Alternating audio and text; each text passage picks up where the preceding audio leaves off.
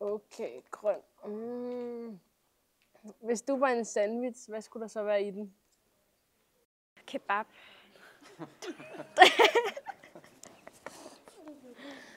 Ej, jeg var ikke lige forberedt på sådan et spørgsmål.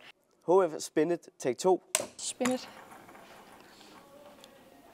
Yes, muligheder efter HF.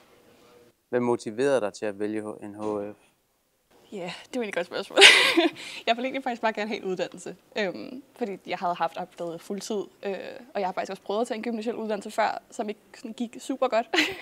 Så nu er jeg endt her, og det er egentlig meget, meget fedt at komme i gang og ligesom bevise til mig selv også, ikke lige så meget min familie, men også meget mig selv, at jeg faktisk godt kan gennemføre en uddannelse nu, hvor jeg er blevet lidt ældre. Altså, jeg tænkte jo også i starten, at HF var mega nemt, og jeg var meget skoletræt, da jeg startede, men på en eller anden måde, så har Inghøj også givet mig en helt anden motivation til skolen, som har gjort, at jeg egentlig gerne ville komme igennem en uddannelse. Fællesskab og studiemiljø. Hvordan er ungemiljøet på Inghøj?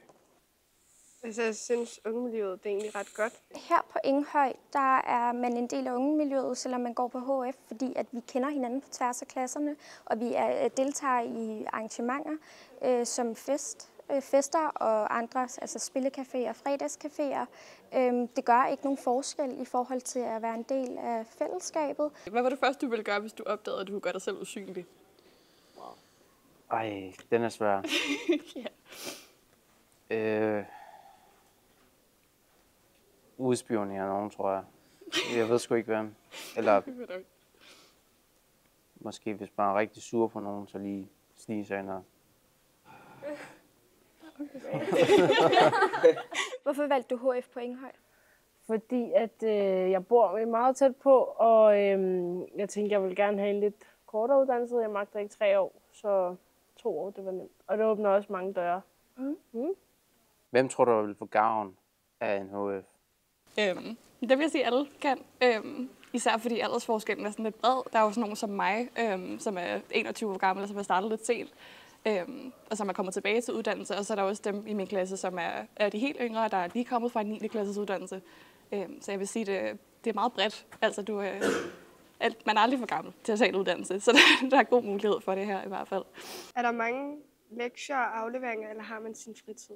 Der er selvfølgelig noget, man skal lave, men jeg synes stadig, at det giver en rigtig god tid til at lave, hvad man godt kan lide af for eksempel sport eller arbejde, hvad du har udenfor. Og så nogle af dagene er også okay korte, så du kan nå hjem og skifte ind til din arbejdstøj og så komme i gang. Så jeg synes, det passer meget godt det hele sammen.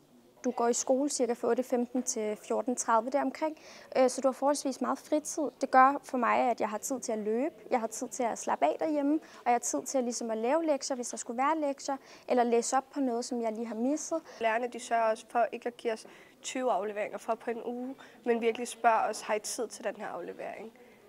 Og virkelig egentlig tænker på os frem for, at I skal bare lave den her aflevering. Er der noget særligt ved stemningen på Inghøj, eller noget, du ikke havde forventet? Ja, altså jeg er overrasket over, at der er en stor diversitet. Der går meget forskellige elever her fra forskellige steder, altså alt fra København til her omkring i Vestegnen. Og jeg er også overrasket over, hvor godt folk kommer med, altså de kommer godt ud af det med hinanden. Og jeg kom over fra Vestegnen og er meget vestegnsagtig. Så jeg havde lidt regnet med, at det var sådan nogen, jeg skulle ind og bonde med, så jeg kunne bare slå mig fuldstændig løs. Men selvom vi er så forskellige, så bliver man stadig taget rigtig godt imod, og alle får egentlig lov til at være der. Hvilken verdensrekord tror du havde bedst chance for at slå? Nok den længste diskussion.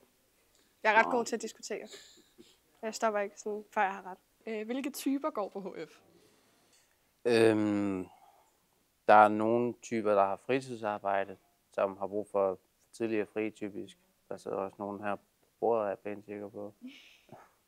Og det er typisk også dem, der har haft tidligere uddannelser, som ikke rigtig gad, og nogen, der har brug for at tage en kort uddannelse. Hvad er det fedeste ved at tage en HF? Ja, det fedeste ved at tage en HF, det er nok min klasse, hvis jeg skulle sige det personligt. Fordi at jeg synes, alle har fed energi, alle er glade. Det er rigtig fedt, at man kan føle at være sig selv her på skolen, fordi at så går man ikke rundt og tænker på alt muligt andet. Hvis det er, at man prøver at være lidt social og være faglig, så har man det ikke dårligt med at sige noget i klassen.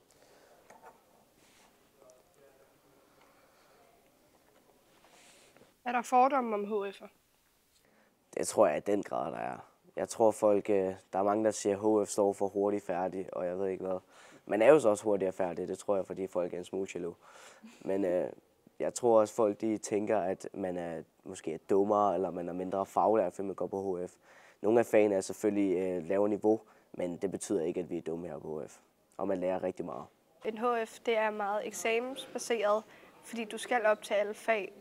Så det er meget vigtigt, at du egentlig bliver ved med at holde dig i gang.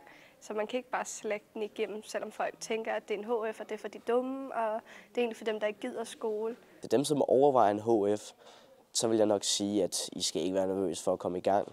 Man skal give den gas i første og anden. Altså det er jo ikke for sjov uddannelse, bare fordi den er 2 år. Du bliver selvfølgelig ikke vurderet på årskarakter eller noget, så den kan du have måske en okay følelse i maven, og det du ikke siger så meget i timen. Men alligevel så er der nogle eksamener, du skal op til. Du skal lave dit stof. Der er nogle ting, man skal komme igennem. Vil du helst altid slå prutter, der lugter, eller prutter, der larmer? Nok prutter, der larmer. Okay. Spændende.